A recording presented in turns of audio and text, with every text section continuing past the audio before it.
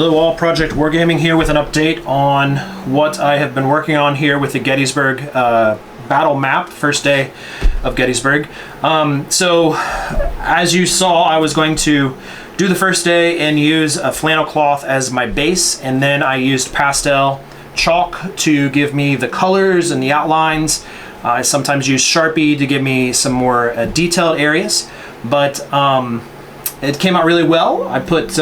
I have a cloth underneath that has the basic layout, which helps me to lay out the top layer of cloth. And then I also have just some simple foam core, or not foam core, but actually insulation board underneath of it that gives me kind of the layers, and then I use chalk to kind of outline those topographical kind of lines on there, so it highlights the hills a little bit more and makes them stand out. I put in some labels and such like that, but one thing that I wanted to do was I wanted to try to make some three-dimensional pieces here that are easy to play upon. So the woods are obviously three-dimensional. They are put on with just, you know, flocking or little scrub stuff, and I just used caulking to attach that to this cloth, and then I also used some clear caulking to go across the creeks just to make those a little shinier, but very playable here to move your men across. But I also wanted to have some three-dimensionality to Gettysburg, the town itself. These town blocks are basically just built in Tinkercad and then built for the various blocks in here in Gettysburg.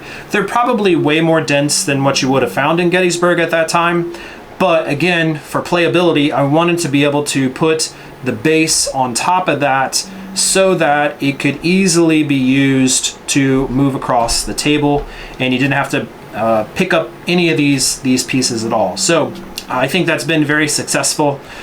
Each one of these is kind of made for it. You can hear my 3D printer in the background going, and so I need to print off a couple of these, a couple more of these runs. This is what I get in one run. I need at least 2 of those, and then I'll have to go in. There's some specialty areas here, so this little section of town and then this section around the square of Gettysburg I will have to figure out as well.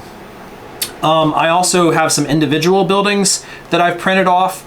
You can kind of see those in scale to the troops, a base of troops. So I'll be doing the Pennsylvania College, and then also the Lutheran Seminary here, and then I have just some of these individuals to put out there to represent the various homesteads that were on the battlefield at that time as well. So anyways, that's what I've been working on. I'm very happy with how it's turning out so far, and I will keep at it. I do plan to have a video, time-lapse video on how I made the whole thing, and so be on the lookout for that, but it's probably still a couple of weeks away because I need to get these painted and figured out also. All right, we'll talk to you later.